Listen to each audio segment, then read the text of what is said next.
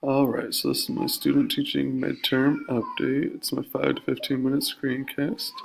And this is the little outline that we have here that we're going to go over. There's 5 different areas.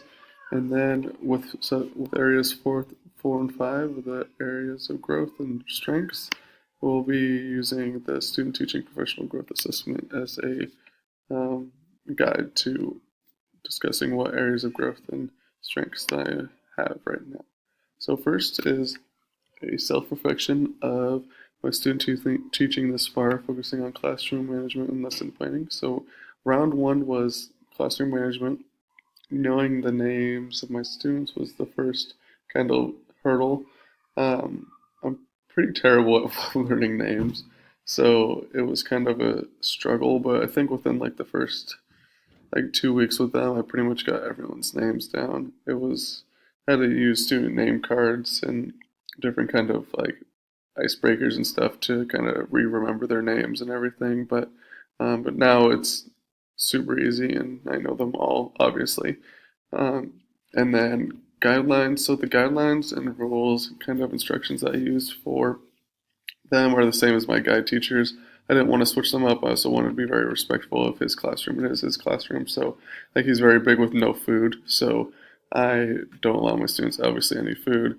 The headphones, their phones, all those kind of things are all the same as my guide teachers, just to keep it kind of the same for them and be respectful for my guide teacher.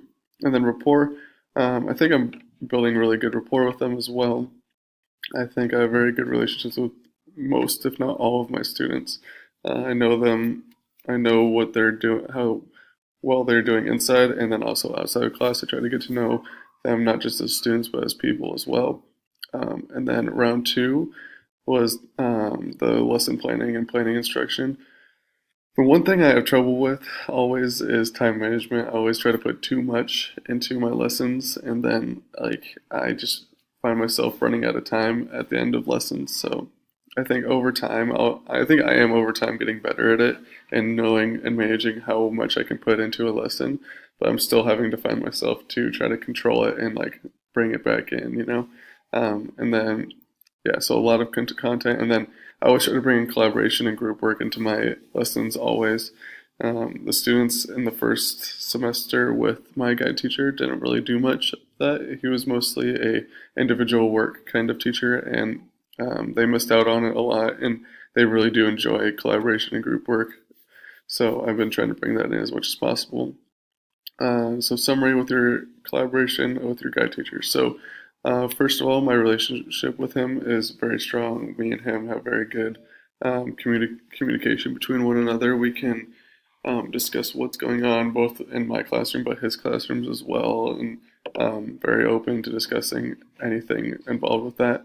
Uh, and then B, handed the ball off. That's what he referred it to as, like, so the um, first like week before actually teaching started, I was in there with them, with my class and with his class as well. And he was like, after this week, the first week of your student teaching, I'm just going to hand you the ball off. Like, it's your classroom.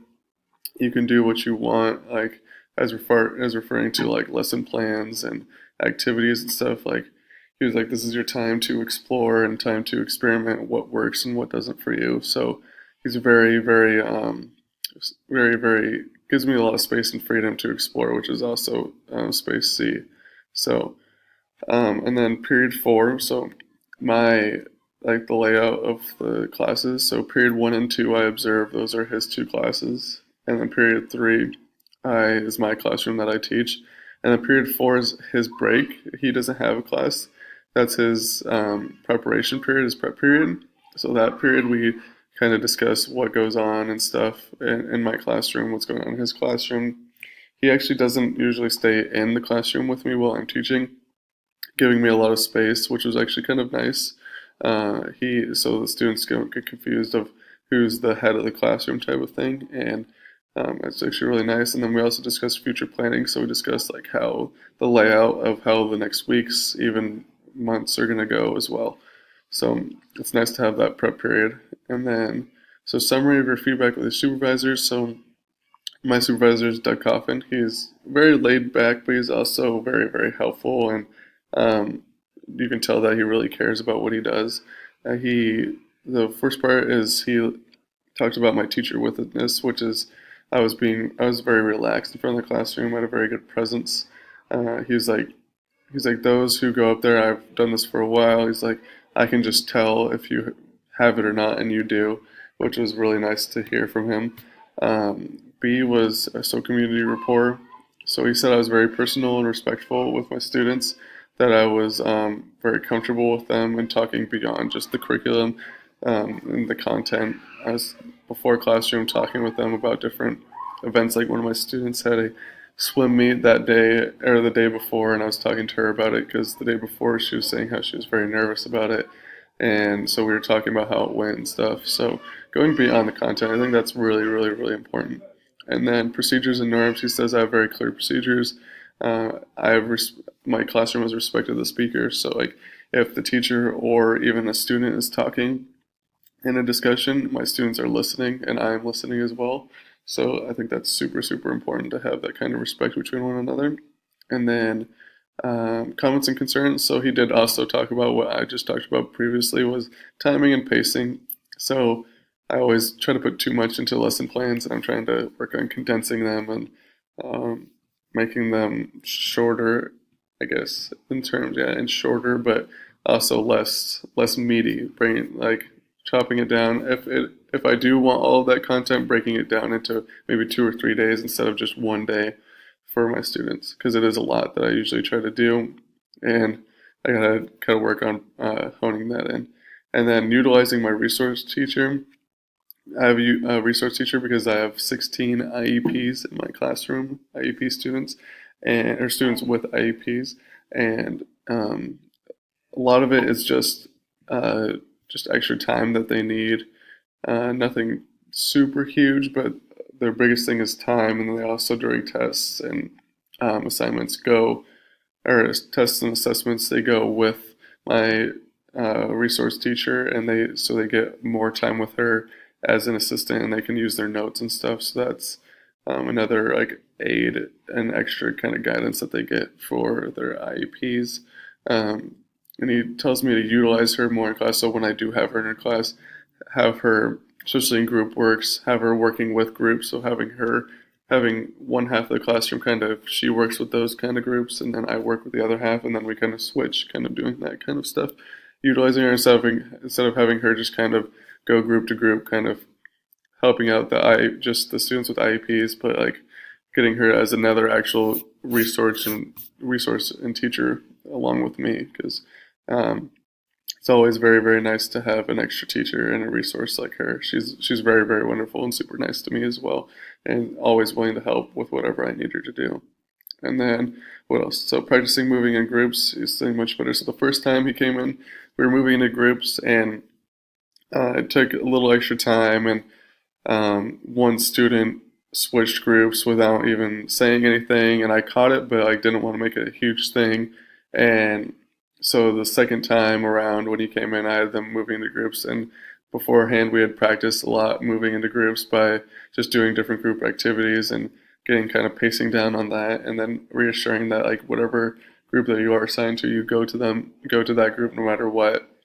So that was much, much better, and it is continues to get a lot better. And then TPEs, he says that I've seen evidence of all TPEs being addressed and put into every play, or put into every play, or put into play. Sorry, put into play every visit. So he's saying that I'm meeting all the good requirements that are needed for being a student teacher and a teacher eventually as well.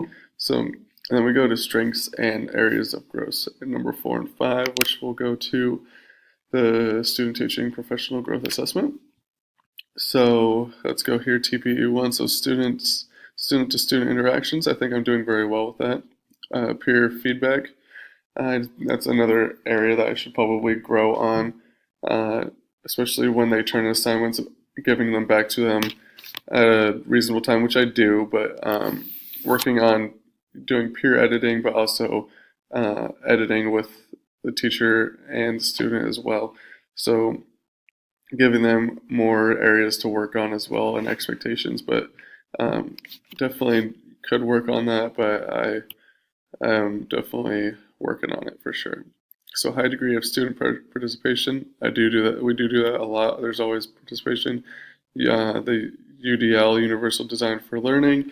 I try to bring that in as much as possible, making sure that all of my students are getting the content and are being able to access the content as well. Designated integrated EL development, always working on that. I have only one EL student in my classroom, and I make sure he just moved here from Mexico, so we're working on different different techniques and different practices of how to have him access the content because he speaks very little English, or he speaks English okay, but he writes and reads it pretty slowly. So we always try to bring in some kind of translations and different kind of different kind of um, what's the word for it? Tools and graphic organizers. That's what I was looking for him to be able to break down the material and access the material easily with his native language, which is Spanish as well. So, positive feedback during instruction. I always try to give them positive feedback and instruction during class discussion and classroom activities. And then let's go to 2. So rapport, I think I'm doing that very well. Positive language, doing that pretty well. Restorative practices, I think I could work on that. But my classroom is actually pretty well put together. We there's very, very little like student to student conflicts or confrontations. They all really kind of get along, and that's actually really wonderful. I think it goes to show what my guide teacher kind of did the first semester and building relationships with the students as well. So, and then behavior expectations and transitions, gains, maintains student attention. So always trying to do that. Sometimes they obviously get off task, but always kind of bringing them back to it. And not only like me and Doug Coffin talked about, always kind of giving them different things to do, not staying on one thing too long, because that's when they start losing their attention. Obviously, anyone would. So breaking it down, getting them doing different things, maybe like 5-10 minutes of time, not staying too long on on one thing, and then redirects as needed. Teacher withedness we talked about. Doug thinks I have it kind of down, or not down, but I do have it. Um, Understanding organizing subject matter for student learning. So building on student responses. Always have models. I always have models and that they can use, or not use, or I guess use, but also use as references and how to approach the different activities that we're using. Uses technology. I do use technology, although I am getting better at it. It's always kind of sometimes a struggle. And then attends to academic language. Always do that. Slowly running out of time by 15 minutes. TPE for E, planning, instruction, and design learning experiences for all students. I always try to do that. I always bring in a different kind of scaffolding and differentiation for my students so that all of them can access the information and work together as well, collaborate. So assessing student learning, checks for understanding. I always have checks for understanding embedded in between not only my instructions, but um, also my lesson, or not my lessons, my PowerPoints. I always have checks for understanding. Will have a check for understanding every like 2 to 3 slides without having like missing like fill in the blanks kind of type of things, and the classroom will all kind of answer it, and those are my kind of checks that I have for them during those PowerPoints, lecture slides kind of things. Students guided to self-reflect, and then timely, constructive, and feedback. I'm also right at 14 minutes. So last thing, TPE 6, developing as a professional educator, responds to feedback. I always try to respond to feedback, especially from Doug and my guide teacher, and even my other colleagues as well. My other teachers that are there at the school, they getting to know them and taking their advice as well. Always try to do that. I do a lot of self-evaluation and plans and teaches with guide teacher. I do that a lot with my guide teacher. So that is my midterm update. It took pretty much all 15 minutes. Thank you and have a good day.